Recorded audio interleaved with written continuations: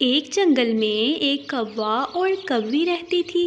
राजू कौवा और रानी कौवी दोनों ही चोर थे। जब रात हो जाती थी तो रानी कौवी और राजू कौवा जंगल में चोरी करने के लिए निकल पड़ते थे। राजू कौवे, रात होने वाली है, हम दोनों चोरी करने के लिए निकल पड़ते हैं। इस टाइम सारे ही परिंदे अपनी कमाई करके घर वापस जा रहे होंगे। हाँ हाँ रानी कौवी, चोरी ही करने जाएंगे। कितना आसान काम है, आराम से पैसे चुराओ और आराम से बैठ के खाओ, कौन मेहनत करे। जब रात हो जाती है तो रानी कौवी और राजू कौवा चोरी करने के लिए निकल पड़ते हैं। रानी कौवी और राजू कौवा मुंह पर मास्क लगा लेते हैं ताकि कोई भी परिंदा उनको ना पहचान सके। अरे कोई शिकार नज़र तो नहीं आ रहा, चलो कुछ देर और इंतज़ार करते हैं, कोई ना कोई शिकार तो हाथ आएगा ही। अरे राजू सब्र तो कर लो, कोई ना कोई परिंदा तो आ रहा होगा काम से वापस, हम उसको लूट लेंगे और मज़े उड़ाएंगे। कौवी को दूर से एक चिड़िया नज़र आती है। चिड़िया के पास एक पर्स था। कौवी जब चिड़िया को देखती है तो वो बहुत खुश होती है। अरे राजू वो देखो चिड़िया आ रही है, उसके पास एक पर्स है, मुझे लगता है पर्स में बहुत सारा सामान होगा। कौवा और कौवी चिड़िया को रोक लेते हैं। अरे परिंदों, मुझे क्यों रोका है, मैं अपने घर जा रही हूँ, मुझे जाने दो। अरे बूढ़ी चिड़िया, ज़्यादा चालाक ना बनो, चुप करके ये पर्स मेरे हवाले करो, नहीं तो तुम्हें बहुत मारूंगी। अरे बूढ़ी चिड़िया, चुप करके ये पर्स हमारे हवाले कर दो अगर तुम्हें अपनी जान प्यारी है। कौवा और कौवी चिड़िया को डराकर उसका पर्स ले लेते हैं और अपने घोंसले में वापस चले जाते हैं। चिड़िया के बैग से सोने का हार और बहुत सारे पैसे निकलते हैं। कौवा और कौवी उस हार को देखकर बहुत खुश होते हैं। अरे वाह, हमारी तो लॉटरी लग गई, सोने का हार। बूढ़ी चिड़िया तो सोने का हार लेकर घूम रही थी।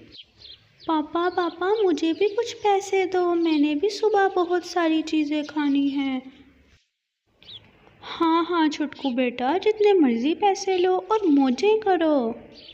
सुबह होते ही छोटू कौवा पिंकू कबूतर के पास गोला खाने के लिए आ जाता है। अपने माँ बाप को देखकर छोटू कौवा भी चोर बन जाता है। अरे पिंकू चाचा, मुझे अच्छा सा गोला तो बना कर दें। हाँ हाँ छोटू कौवे, ये गोला लो और मुझे 20 रुपये दे दो, एक गोला 20 रुपये का है। छोटू कौवा जल्दी से गोला खा लेता है और पिंकू कबूतर को पैसे नहीं देता। अरे छोटू कौवे, मेरे 20 रुपये तो दे दो, गोला तो तुमने खा लिया है। अरे कौन सा गोला पिंकू चाचा, कोई गोला नहीं खाया मैंने और कोई पैसे नहीं है मेरे पास, चलो भागो यहाँ से। छोटू कौवा पिंकू कबूतर को पैसे नहीं देता और उसकी कलर वाली बोतल चुराकर वहाँ से भाग जाता है। छोटू बेटा, ये कलर वाली बोतल कहाँ से लेके आए हो? पापा, मैं पिंकू कबूतर की चुरा कर लाया हूँ, एक तो मैंने उसको पैसे नहीं दिए और उसकी बोतल भी चुरा के ले आया हूँ। हाँ हाँ छोटू बेटा, तुमने बिल्कुल अच्छा किया, बड़ा आया तुमसे पैसे लेने वाला। पिंकू कबूतर छोटे कौवे से अपने पैसे लेने के लिए उनके घर पर आ जाता है।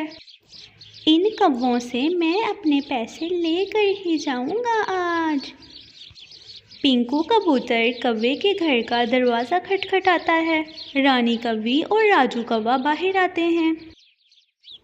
राजू कौवे, तुम्हारा बेटा मुझसे गोला लेकर खा गया और मेरे पैसे नहीं दिए, मुझे मेरे पैसे चाहिए। अरे कौन से पैसे, तुम्हारी इतनी ज़रूरत कि तुम मेरे घर के बाहर आकर पैसे मांगो, मैं तुम्हें अभी बताता हूँ ज़रा। हाँ हाँ कबूतर, तेरी इतनी ज़रूरत कि तू मेरे बेटे से पैसे मांगे, अभी हम तुझे बताते हैं ज़रा। रानी कौवी और राजू कौवा कबूतर को मार मार कर वहाँ से भगा देते हैं। बड़ा आया हमसे पैसे मांगने वाला, अब दोबारा नहीं आएगा कभी भी। रात होते ही रानी कौवी और राजू कौवा चोरी करने के लिए जा रहे थे। पापा पापा मुझे भी साथ ले चले, मैं भी कोई चीज़ें चोरी कर लूँगा।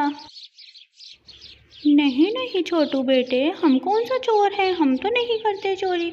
हम तो काम पर जाते हैं और काम से ये चीज़ें लेकर आते हैं। तुम आराम से घर पर ही रहो, तुम्हें कोई ज़रूरत नहीं है जाने की कहीं भी। अपने बेटे से झूठ बोलकर कौवा और कौवी चोरी करने के लिए निकल पड़ते हैं। लेकिन छोटू कौवे को मालूम था कि उसके मामा और बाबा चोरी करते हैं। छोटू कौवे को भी चोरी करने का बहुत शौक था। जब उसके मामा बाबा घर से निकल जाते हैं तो कौवा भी चोरी करने के लिए घर से निकल जाता है। छोटू कौवे को दूर जंगल में एक चील का घर नजर आता है। छोटू कौवा उस घर के पास रुक जाता है। अरे वाह, ये तो किसी बड़े परिंदे का घर लग रहा है। इस परिंदे के पास पैसे भी बहुत होंगे। मैं इस परिंदे के घर चोरी करता हूँ। मैं तो मामा और पापा से ज़्यादा सामान चोरी करके लेके जाऊँगा। मामा और पापा बहुत खुश होंगे। कौवा छुपके अंदर चला जाता है। लेकिन चील तो जाग रही थी। छोटू कौवे को बिल्कुल मालूम नहीं था कि ये बहुत खतरनाक परिंदे का घर है। अरे ये कौन घुस आया है मेरे घोंसले में। मेरे घोंसले में कोई आए और मुझे पता ना चले, ऐसा कैसे हो सकता है। चील थोड़ी सी आवाज़ सुनकर उठकर बैठ जाती है। अरे किसकी इतनी जुर्रत जो मेरे घोंसले में घुस आया, अभी देखती हूँ। और दूसरी तरफ छोटू कौवा चील के घोंसले के अंदर आ जाता है और इतनी ज़्यादा चीज़ें देखकर बहुत खुश होता है। कौवा अभी वहाँ पर आया ही था कि चील फ़ौरन वहाँ पर आ जाती है। अरे कौन हो तुम और मेरे घोंसले में चोरी करने के लिए आए हो तुम? यहाँ से ज़िंदा नहीं जाओगे तुम। चील को चोर देखकर बहुत ही गुस्सा आता है। चील को इतना गुस्सा आता है कि वो मार मार कर छोटू कौवे को मार ही देती है।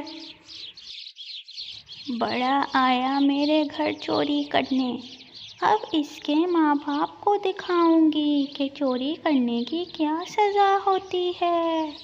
चील छोटू कौवे को लेकर उसके माँ बाप के घर चली जाती है। छोटू कौवे को मरा हुआ देखकर रानी कौवी और राजू कौवा रोने लगते हैं। अरे चोर कौवो, ये देखो तुम्हारा चोर बेटा मेरे घर आया था चोरी करने, सज़ा इसको मिल चुकी है। अब भुगतो चोरी करने की सज़ा तुम दोनों चोर कौवे। रानी कौवी अपने बेटे को देखकर बहुत रोती है। हाय मेरा छोटू, हाय ये क्या हो गया। हाय अब हम क्या करेंगे, हमारा बेटा तो मर गया। हाय हमें चोरी करने की सज़ा मिल गई, हमारी वजह से हमारा बेटा भी चोर बन गया।